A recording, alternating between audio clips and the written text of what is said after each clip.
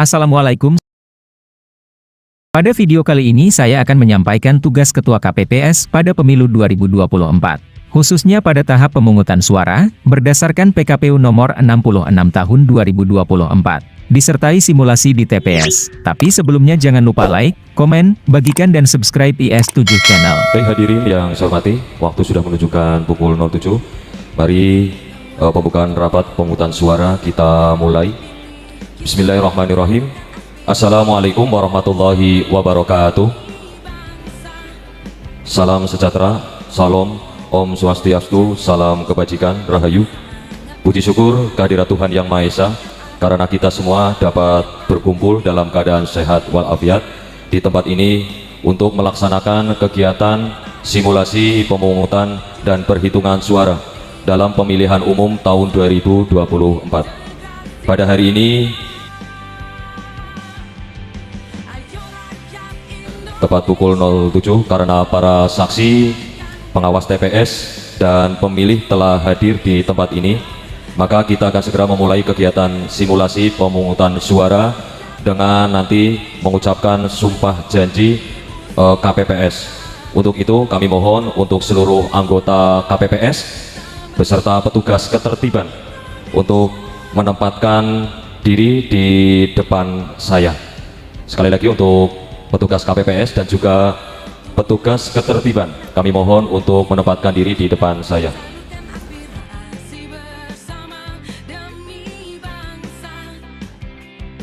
Baik, kami mohon untuk petugas KPPS dan juga petugas ketertiban untuk mengikuti sumpah janji yang saya bacakan. Demi Allah, saya bersumpah bahwa saya akan memenuhi tugas dan kewajiban saya sebagai anggota KPPS dan petugas ketertiban TPS dengan sebaik-baiknya sesuai dengan peraturan perundang-undangan, dengan berpedoman pada Pancasila dan Undang-Undang Dasar Republik Indonesia tahun 1945,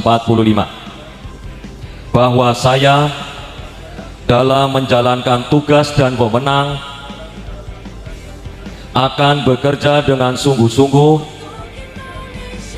jujur, adil, dan cermat demi suksesnya pemilihan umum Presiden dan Wakil Presiden, anggota Dewan Perwakilan Rakyat, Dewan Perwakilan Daerah, Dewan Perwakilan Rakyat Daerah Provinsi, serta Dewan Perwakilan Rakyat Daerah Kabupaten Kota.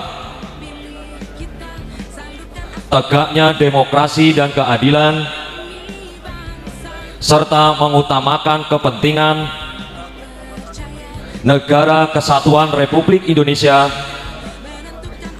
daripada kepentingan pribadi dan golongan. Baik, terima kasih dan kami persilakan untuk kembali ke tempat masing-masing.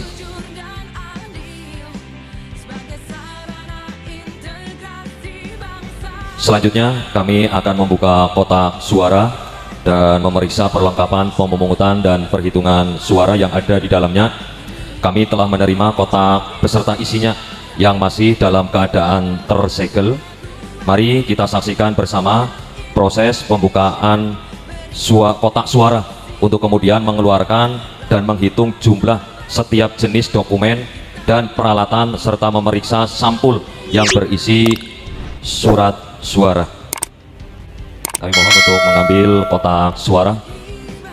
Ini mohon untuk para saksi, kotak suara masih tersegel ya, insya Allah aman ya, siap ya. Silakan untuk perwakilan para saksi untuk melihat kotak suara. Baik, kami buka untuk kotak pertama, yaitu kotak presiden dan wakil presiden. Amplop surat suara rusak atau keliru coblos ada. Terus selanjutnya amplop surat suara yang tidak digunakan. sejumlah surat suara yang tidak digunakan berapa? 5 amplop.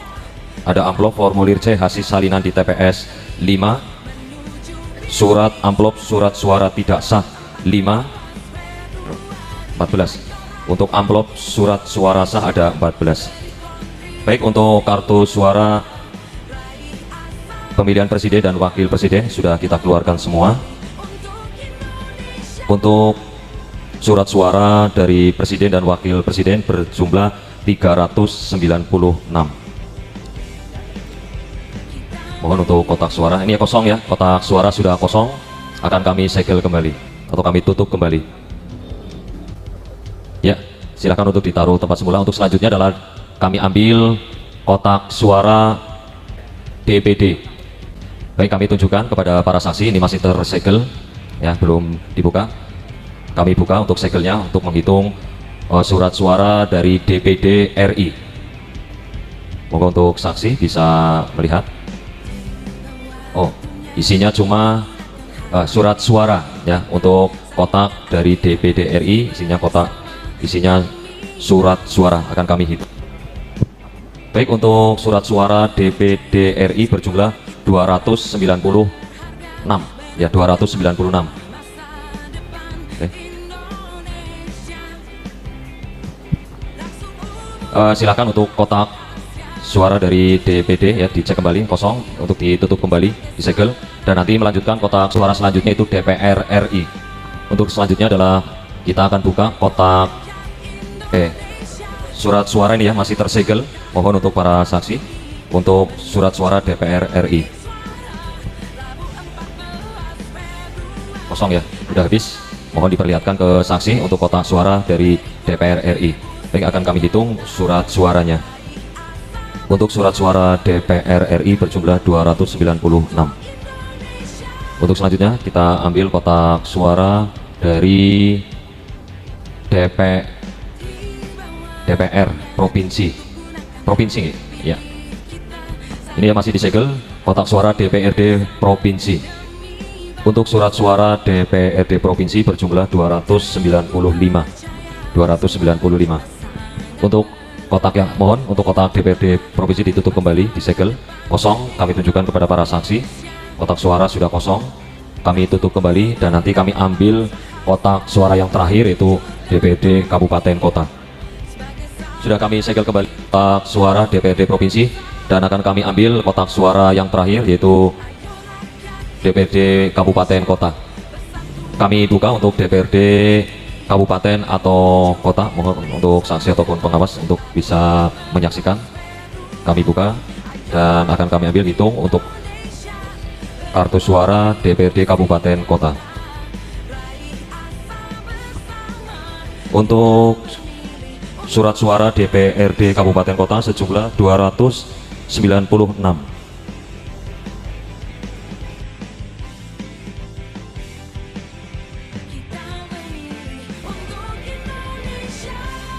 Baik, kami bacakan kembali jumlah surat suara yang diterima termasuk dengan cadangan.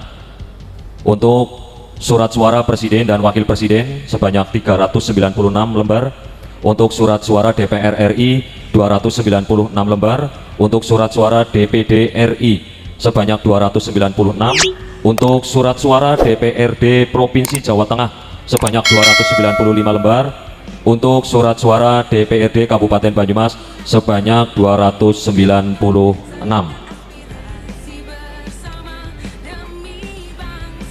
Bapak Ibu Saudara masyarakat pemilih TPS nomor 012 simulasi Desa Sidabua, sebelum kita melaksanakan pemungutan suara, perkenankan saya terlebih dahulu menjelaskan hal-hal sebagai berikut.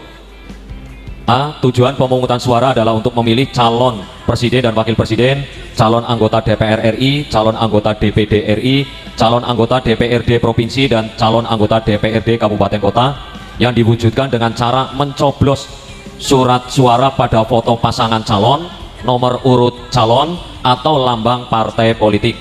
B. Kegiatan pemungutan suara akan kita laksanakan sampai dengan pukul 13.00 yang dilanjutkan dengan kegiatan perhitungan suara. C. Pemilih yang berhak memberikan suara di TPS adalah pemilih yang terdaftar dalam salinan DPT dan DPTB dengan menunjukkan KTP elektronik atau surat keterangan kepada petugas KPPS. D. Bagi pemilih yang tidak terdaftar dalam DPT dan DPTB atau disebut pemilih DPK dapat memberikan suara dengan menggunakan KTP elektronik di TPS yang sesuai dengan domisili RT atau RW dan sepanjang surat suara masih tersedia, yaitu pada pukul 12.00 sampai dengan 13.00. Apabila surat suara di TPS telah habis, pemilih bersangkutan akan diarahkan untuk memberikan suara yang masih dalam satu wilayah desa atau kelurahan di TPS terdekat. E. Kesempatan untuk memberikan suara kepada pemilih berdasarkan prinsip urutan kehadiran pemilih. F. Pemilih sebelum mencoblos surat suara di bilik suara agar membuka lebar-lebar surat suara untuk memeriksa kemungkinan surat suara rusak, sehingga dapat meminta surat suara sebagai pengganti kepada ketua KPPS hanya untuk 1 kali. G. Pemilih mencoblos surat suara hanya dengan menggunakan paku yang telah disediakan. Tidak boleh memberi suara dengan cara merobek atau mengambil bagian dari surat suara atau menggunakan rokok. H. Apabila keliru coblos, pemilih dapat meminta surat suara sebagai pengganti, namun hanya 1 kali. I. Pemilih tidak diperkenankan menggunakan telepon genggam, handphone atau HP berkamera di bilik suara. J. Bagi pemilih tunanetra dapat menggunakan alat bantu, yaitu template braille yang telah disediakan. Caranya adalah dengan memasukkan surat suara ke dalam alat bantu dengan posisi yang sama. Alat bantu atau template braille hanya dipersiapkan untuk surat suara presiden dan wakil presiden. K. Bagi pemilih yang membutuhkan bantuan dapat menggunakan pendamping sendiri atau petugas KPPS dengan terlebih dahulu mengisi formulir model C pendamping KPU. L. Tata cara pemberian suara yang benar dilakukan dengan 1. Untuk pemilu presiden dan wakil presiden, coblos pada nomor urut foto nama salah satu pasangan calon atau tanda gambar partai politik atau gabungan partai politik dalam surat suara. 2. Untuk pemilu anggota DPR atau DPRD provinsi atau DPRD kabupaten kota, coblos pada nomor atau tanda gambar partai politik atau nama calon anggota DPR atau DPRD provinsi atau DPRD kabupaten kota. Untuk pemilu anggota DPD, coblos pada nomor atau foto calon atau nama calon anggota DPD. M. Untuk lebih jelasnya, proses pemungutan suara meliputi langkah-langkah sebagai berikut. 1. Untuk pemilih DPT atau DPTB, setelah menyerahkan model C pemberitahuan KPU atau A surat pindah memilih dan menunjukkan KTP elektronik atau surat keterangan serta menulis nama pemilih dan menandatangani formulir model C daftar hadir pemilih tetap KPU atau C daftar hadir pemilih pindahan. Pemilih dipersilakan untuk duduk di kursi antrian menunggu giliran untuk dipanggil. 2. Untuk pemilih DPK setelah menunjukkan KTP elektronik mengisi formulir model C daftar hadir pemilih khusus. 3. Setelah dipanggil, pemilih akan mendapatkan surat suara yang telah ditandatangani oleh ketua KPPS. 4. Selanjutnya pemilih dipersilakan menuju bilik suara untuk mencoblos surat suara menggunakan alat coblos yang telah disediakan. 5. Dari bilik suara pemilih dipersilakan memasukkan surat suara ke dalam kotak suara yang telah disediakan sesuai dengan jenis pemilu. 6. Setelah itu pemilih dipersilakan menuju ke meja tinta untuk mencelupkan salah satu jari ke dalam botol tinta. 7. Terkait dengan kehadiran saksi, peserta pemilu dan pengawas TPS dapat dijelaskan hal-hal sebagai berikut. Tugas saksi peserta pemilu adalah 1. Menjamin kegiatan pemungutan dan perhitungan suara dapat berlangsung jujur, adil, sesuai peraturan perundang-undangan. 2. Mengajukan keberatan terhadap prosedur dan atau selisih perhitungan perolehan suara kepada KPPS apabila terdapat hal yang tidak sesuai dengan ketentuan peraturan perundang-undangan. 3. Mendapatkan salinan formulir model C hasil sesuai jenis pemilu. B. Tugas pengawas TPS 1. Mengawasi pelaksanaan pemungutan dan perhitungan suara di TPS. 2. Menerima laporan dugaan pelanggaran pelaksanaan pemungutan dan perhitungan suara di TPS. 3. Mendapatkan salinan formulir model C hasil seluruh jenis pemilu. 4. Menyampaikan temuan dan laporan kepada KPPS untuk ditindaklanjuti. 5. Meneruskan temuan dan laporan dugaan pelanggaran pelaksanaan pemungutan dan perhitungan suara pemilu di TPS kepada Bawaslu Provinsi, Panwas Kabupaten Kota melalui Panwas Kecamatan. C. Dalam hal terdapat keberatan saksi atau pengawas TPS, maka KPPS wajib 1. Menjelaskan prosedur pemungutan suara dan atau mencocokkan selisih perolehan suara model C hasil salinan sesuai dengan jenis pemilu dengan C hasil plano sesuai jenis pemilu. 2. Melakukan pembetulan dalam hal keberatan yang diajukan saksi atau pengawas TPS dapat diterima dengan cara A. Menghapus dengan tip X angka yang salah dan menuliskan angka yang benar. B. Ketua KPPS membubuhkan paraf pada kotak angka hasil pembetulan. C. Ketua KPPS mencatatkan hal tersebut dalam formulir model C kejadian khusus atau keberatan saksi KPU. 3. Dalam hal saksi masih keberatan terhadap hasil pembetulan, KPPS meminta pendapat dan rekomendasi pengawas TPS atau PKD yang hadir. KPPS wajib menindaklanjuti rekomendasi pengawas TPS atau PKD. 5. KPPS wajib mencatat keberatan saksi yang diterima sebagai kejadian khusus pada formulir model C kejadian khusus atau keberatan saksi KPU dan ditandatangani oleh Ketua KPPS. 6. Keberatan saksi yang belum atau tidak dapat diterima dicatat pada formulir model C kejadian khusus atau keberatan saksi KPU. 7. Apabila tidak ada keberatan atau kejadian khusus, KPPS wajib menulis dengan kalimat nihil pada formulir model C kejadian khusus atau keberatan saksi KPU.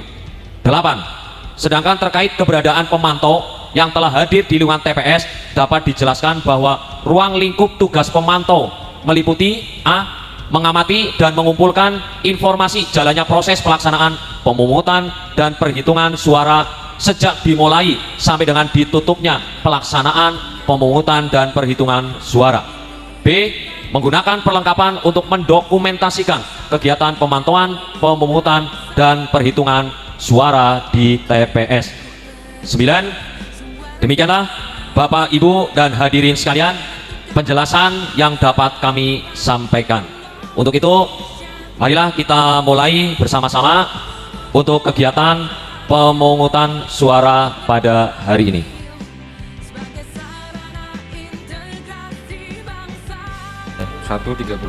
Baik, kita mulai untuk nanti nama-nama yang saya panggil untuk berdiri, terus nanti ke meja KPPS ya untuk menerima surat suara. Yang pertama, Bapak Sobirin. Itulah tugas Ketua KPPS pada pemilu 2024. Khususnya pada tahap pemungutan suara, berdasarkan PKPU nomor 66 tahun 2024. Semoga bermanfaat, hatur nuhun dan wassalamualaikum. Aku percaya